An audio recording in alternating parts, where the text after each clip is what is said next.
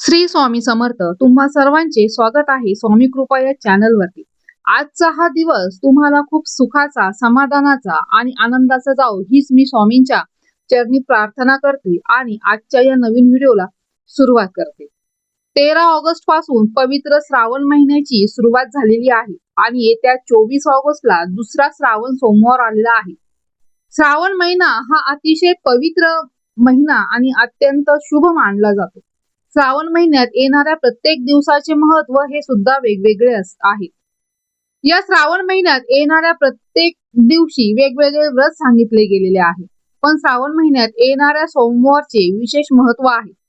श्रावण महिन्यातील सोमवारी खास पूजापाठ केले जातात. सोमवार हा शिवशंकराला समर्पित आहे. श्रावण सोमवारी शंभो महादेवावर खास अभिषेक केला जातो. तसेच शिवामूठ वाहण्याची प्रथा देखील आहे. यंदा 4 श्रावण सोमवार आलेले आहेत, तर दुसरा श्रावण सोमवारी तिळाची शिवामूठ वाहिली जाते. आता तिळाची शिवामूठ म्हटलं की सगळ्यांना तिळाचं तेल आठवतं. खास करून हिवाळ्यात तिळाचं तेल वापरलं जातं. शांत आणि सौम्य प्रकाशासाठी तिळाच्या तेलाचा दिवा लावतात. पण ती समई किंवा नंदादीप यामध्ये तिळाचं तेल वापरलं जातं. आता तीळ ही अतिशय पवित्र धान्य मानलं जातं आणि म्हणून श्रावण महिन्यात दुसऱ्या सोमवारी तिळाची शिवामूठ वाहिली जाते. आता बऱ्याच जणांना असा सुद्धा प्रश्न पडला असेल की शिवामूठ तीळ आहे, मग कोणते तीळ वापरावे? पांढरे तीळ वापरावे की काळे तीळ वापरावे? शिवामूठ म्हणून वापरावे तर पहा, दुसरा श्रावण सोमवार आपल्याला जे तीळ अर्पण करायचे आहे तर ते तीळ पांढरे तीळ आहेत. पांढरे तीळ हे आपल्याला शिवामूठ म्हणून व्हायचे आहे. काळे तीळ हे चुकूनही वापरायचे नाही. जेव्हा आपण शिवलिंगावरती तीळ हे शिवामूठ म्हणून वाहत असतो तेव्हा आपल्याकडून एक दान होत असतं आणि हे दान केल्यानं आपल्याला कधीही कशाचीच कमतरता भासत नाही. या उलट आपल्यामध्ये तीळ अशी वाढ होते, आपली प्रगती होते. या केलेल्या दानाचं आपल्याला दुप्पट पटीने फळ प्राप्त होत असतं. योगायोगाने या श्रावण महिन्यातील दुसऱ्या सोमवारी पुत्रदा एकादशी आलेली आहे. अतिशय दुर्मिळ असा महासंयोग जो आहे तर तो दुसऱ्या श्रावणी सोमवारला जुळून आलेला आहे. धार्मिक दृष्टीने हा दिवस अतिशय महत्वाचा आणि शुभ असल्यामुळे या दिवशी व्रतासोबतच आणि भगवान शिवशंकराच्या पूजेसोबतच काही प्रभावी उपाय आणि सेवा सुद्धा केल्या जातात. तर या व्हिडिओमध्ये मी तुम्हाला एक अतिशय प्रभावी असा उपाय सांगणार आहे. उद्या दुसरा श्रावण सोमवार तुम्ही उपवास नाही केला तरी चालेल, पण शिव मंदिरातून घरी आणा ही वस्तू आणल्याने घरात चहूबाजूने पैसा येऊ लागेल, कर्ज फिटेल, 7 पिढ्यांचे दारिद्र्य नष्ट होऊन घराची, मुलांची, पतीची अगदी भरभरून प्रगती होईल. घरातील भांडणे, दोष नष्ट होऊन आयुष्याचं सोनं झाल्याशिवाय राहणार नाही. तर अशी कोणती वस्तू आहे ती आपल्याला शिव मंदिरातून घरातून आणायची आहे आणि नंतर त्या वस्तूचं काय करायचं याबद्दलची संपूर्ण माहिती या व्हिडिओमध्ये मी तुमच्या सोबत शेअर करणार आहे. त्यामुळे तुम्ही हा व्हिडिओ स्किप न करता शेवटपर्यंत नक्की पहा. आणि स्वामी कृपा या चॅनल वरती तुम्ही नवीन असाल, अजूनही सबस्क्राईब केले नसेल तर स्वामी कृपा या चॅनलला सबस्क्राईब करा आणि असेच माहितीपूर्व नवनवीन व्हिडिओ पाहण्यासाठी बेल आयकॉनलाही प्रेस करा. म्हणजे जेव्हा कधी मी माझे नवीन व्हिडिओ अपलोड करेल त्याचं नोटिफिकेशन सर्वात अगोदर तुम्हाला भेटेल आणि तुम्ही माझा एक पण व्हिडिओ मिस करणार नाही. तसेच व्हिडिओला एक लाईक द्या आणि एक हाईप देखील द्या. आज या व्हिडिओमध्ये मी जो तुम्हाला उपाय सांगणार आहे तर हा उपाय जो आहे आपल्याला दुसऱ्या श्रावण सोमवारी करायचा आहे. दिवसभरामध्ये तुम्ही हा उपाय कधीही करू शकता. सकाळपासून तर संध्याकाळपर्यंत जेव्हा केव्हा तुम्हाला शक्य होईल तेव्हा तुम्ही मंदिरात जाणार तेव्हा तुम्हाला फक्त ही एक वस्तू शिव मंदिरातून आपल्या घरी घेऊन यायची आहे. पुराणानुसार ज्या घरामध्ये श्रावण सोमवारी हा एक उपाय अवश्य केला जातो त्या घरामध्ये नेहमी माता लक्ष्मी अखंड वास करते. कारण आपल्याला सर्वांनाच माहिती आहे की सोमवार भगवान महादेवांसोबतच माता पार्वतीला देखील समर्पित आहे. या दिवशी माता पार्वतीची सुद्धा पूजा केली जाते आणि म्हणून श्रावण महिन्यातील सोमवारी लक्ष्मी प्राप्तीसाठी आणि धनप्राप्तीसाठी खूप महत्वाचा दिवस असा आहे. आणि याच दिवशी एकादशी तिथी सुद्धा आलेली आहे. एकादशी तिथी ही भगवान विष्णू आणि माता लक्ष्मीला समर्पित आहे आणि म्हणून जर तुम्हाला तुमच्या आयुष्यामध्ये सतत आर्थिक अडचणींना सामोरं जावं लागत असेल, वारंवार काही ना काही आर्थिक अडचण येत असेल, तर तुमच्या घराची, मुलांची, पतीची प्रगती होत नसेल, तर घरामध्ये पैसा टिकत नसेल, तर पैसा येण्याचे सर्व मार्ग हे बंद झालेले असतील, कष्ट आणि मेहनत करूनही तुमच्या कष्टाला आणि मेहनतीला हवं तसं यश मिळत नसेल, जिथे तुम्ही 50 रुपये कमवता तिथे तुमचे 100 रुपये खर्च होत असतील, तर आलेला पैसा घरातून काही ना काही कारणाने बाहेर जात असेल, तर या सर्व कारणांमुळे समजते की माता लक्ष्मी आपल्या घरामध्ये स्थिर नाही. आता घरामध्ये लक्ष्मी स्थिर असणं म्हणजे फक्त पैसाच असतो का? तर अजिबात नाही. आपल्या घरामध्ये एक प्रकारची सुख, शांती, समृद्धी असणं सुद्धा तेवढंच महत्वाचं आहे.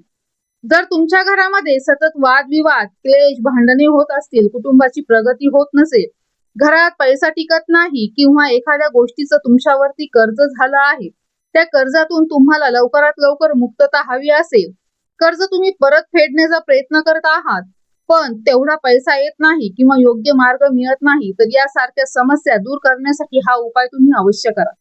तसेच हा उपाय केल्याने तुमच्या मनातील प्रत्येक इच्छा ही पूर्ण झाल्याशिवाय राहणार नाही. तुमची कितीही कठीणातली कठीण इच्छा ही नक्कीच भगवान महादेवाच्या कृपेने पूर्ण होईल. आता हा जो उपाय आहे, तर तो हा तुम्ही श्रावण महिन्यामध्ये सोमवारी करू शकता. जर तुम्हाला दुसऱ्या श्रावण सोमवारी नाहीच जमलं, तर तुम्ही पुढच्या श्रावण सोमवारी हा उपाय केला तरी चालेल. फक्त श्रावण महिन्यातील सोमवारीच हा उपाय आपण करणार आहे. आता हा उपाय करण्यासाठी तुम्हाला उद्या सकाळी म्हणजे सोमवारी सकाळी लवकर उठायचं आहे.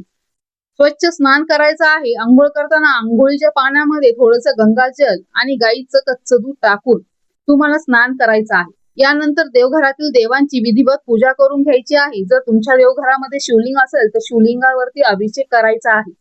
शुद्ध पाण्याने, दह्याने, दुधाने जसा जमेल तसा तुम्हाला अभिषेक करायचा आहे. यानंतर धूप, दीप, अगरबत्ती लावून घरातील वातावरण प्रसन्न करायचं आहे. यानंतर तुम्ही हा उपाय करायचा आहे. आता हा उपाय स्त्रिया, पुरुष, मुलं कोणीही करू शकतं. उपाय करण्यासाठी एक तांब्याचा कलश घ्यायचा आहे. त्यामध्ये शुद्ध पिण्याचं पाणी भरायचं आहे. पाणी हे तुमच्या स्वतःच्या घरातलंच असावं. जेव्हा तुम्ही तुमच्या स्वतःच्या घरातलं पाणी देवांना अर्पण करता, तेव्हा तुम्ही तुमच्या घराचा एक पत्ता देवांना सांगत असता. म्हणून तुमच्या स्वतःच्याच घरातलं पाणी असावं. त्या पाण्यामध्ये तुम्हाला चिमूटभर हळद टाकायची आहे आणि चिमूटभर पांढरे तीळ टाकायचे आहेत. यानंतर हे पाणी जल घेऊन सोबतच तुम्हाला 5 बेलाची पानं देखील घ्यायची आहेत. ज्या पानाला तीन पानं असतात किंवा 5 पानं असतात, अशीच पानं तुम्हाला घ्यायची आहे. यानंतर ही 5 बेलाची पानं आणि पाणी घेऊन तुम्हाला तुमच्या घराजवळ असणाऱ्या भगवान महादेवाच्या मंदिरात जायचं आहे. मंदिरात गेल्यानंतर सर्वप्रथम हे जल तुम्हाला शिवलिंगावरती अर्पण करायचं आहे. जल अर्पण केल्यानंतर ही 5 बेलाची पानं जी आहे ती पाण्यानं ओली करायची आहे आणि त्याचा देठ जो आहे तर तो काढून टाकायचा आहे. आणि यानंतर ही 5 बेलाची पानं जी आहेत ती तुम्हाला पालथी शिवलिंगावरती अर्पण करायची आहे. म्हणजे पानाचा जो गुळगुळीत भाग, मऊ भाग असतो तर तो शिवलिंगाच्या साईडने येईल अशा पद्धतीने 5 बेलपत्र अर्पण करायचे आहे. आता अर्पण करताना देठ हा तुमच्या साईडला येईल अशा पद्धतीने अर्पण करावं आणि यानंतर दोन्ही हात जोडून भगवान महादेव आणि माता पार्वतीचं स्मरण करायचं आहे. आणि शिवलिंगावरती जर कोणी तिथे बेलफळ अर्पण केलेलं असेल, बेलाचं पान असतं तसंच बेलाचं फळ सुद्धा असतं, जर ते कोणी बेलाचं फळ अर्पण केलेलं असेल तर ते तुम्हाला उचलून घ्यायचं आहे आणि ते फळ तुम्हाला तुमच्या घरी घेऊन यायचं आहे. जर शिवलिंगावरती कोणीही बेलफळ अर्पण केलेलं नसेल तर अशा वेळी तुम्ही स्वतःचं बेलफळ घरून घेऊन जायचं आहे आणि ते अर्पण करायचं आहे आणि पूजा करून झाल्यानंतर पुन्हा तेच उचलून तुम्हाला घरी घेऊन यायचं आहे. आणि जर तुम्ही स्वतः घेऊन गेले की आणि शिवलिंगावरती कोणीही अर्पण केलेलं असेल तर तो तुमचं स्वतः तिथे शिवलिंगावरती राहू द्या आणि दुसरं कोणी अर्पण केलेलं असेल तर ते उचलून तुम्हाला घरी आणायचं आहे. आता हे फळ तुम्ही घरी आणल्यानंतर तुम्हाला आपल्या देवघरासमोर हे फळ आपल्या उजव्या हातात घेऊन उभं राहायचं आहे आणि तुमच्या आयुष्यामध्ये ज्या काही अडचणी आहेत, सुरू आहेत, जे काही संकट आहेत आणि तर ते दूर होण्यासाठी मनोभावे भगवान महादेवांना प्रार्थना करायची आहे आणि हे जे फळ आहे तर ते आपल्या घरामध्ये एका ठिकाणी ठेवून द्यायचं आहे. जिथे कोणी हात लावणार नाही अशा ठिकाणी हे बेलफळ जे आहे तर ते ठेवायचं आहे. तुम्ही देवघरामध्ये ठेवलं तरीही चालेल. आता किती दिवस हे फळ ठेवायचं आहे तर संपूर्ण श्रावण महिना संपेपर्यंत हे बेलफळ तुम्हाला तुमच्याच घरात ठेवायचं आहे. श्रावण महिना संपल्यानंतर हे फळ तुम्ही वाहत्या पाण्यामध्ये विसर्जित करायचं आहे.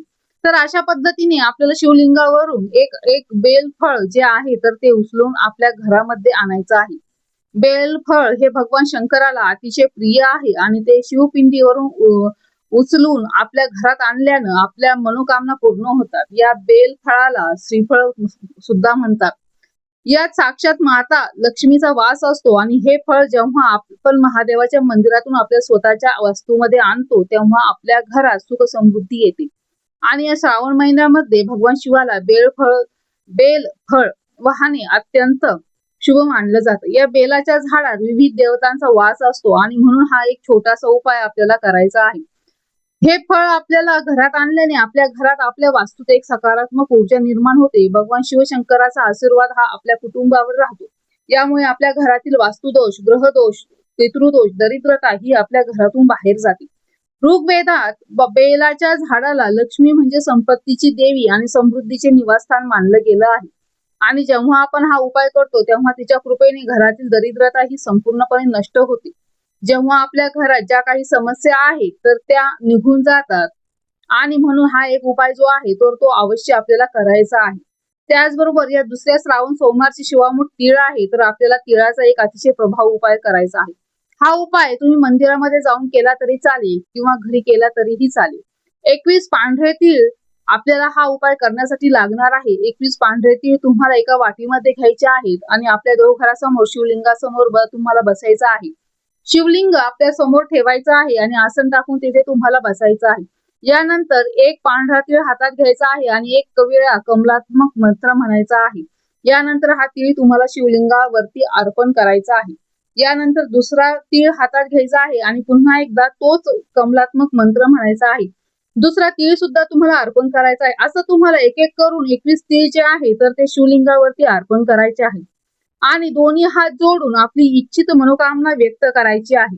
जेव्हा तुम्ही हा 21 तिळाचा उपयोग करता तेव्हा तुमच्या मनोकामना या पूर्ण होतात आणि तसंच लक्ष्मी ही तुमच्यावरती प्रसन्न राहते आणि तिच्या कृपेने घरात पैसा येऊन कर्ज फिटते. तर हे दोन्ही उपाय अत्यंत प्रभावी आणि सात्विक आहेत.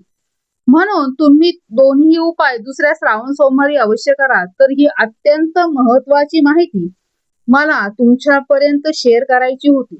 जर हा व्हिडिओ आवडला, जर हे तुम्ही उपाय आवडले तर व्हिडिओला लाईक करा आणि चॅनलवरती नवीन असाल तर चॅनलला सबस्क्राईब करा आणि हा व्हिडिओ जास्तीत जास्त आपल्या मित्रपरिवारासोबत, नातेवाईकांसोबत आणि मित्रजनांसोबत जास्तीत जास्त शेअर करा. ज्यांना हा उपाय खूप गरजेचा आहे त्यांनाही या उपायाची माहिती होईल आणि त्याचा फायदा त्यांना होईल. त्याच्यामुळे हा व्हिडिओ जास्तीत जास्त शेअर करा आणि व्हिडिओला एक लाईक द्या आणि कमेंटमध्ये ओम नमः शिवाय नक्की लिहा. तर पुन्हा भेटूया अशाच नवीन व्हिडिओमध्ये. तोपर्यंत श्री स्वामी समर्थ.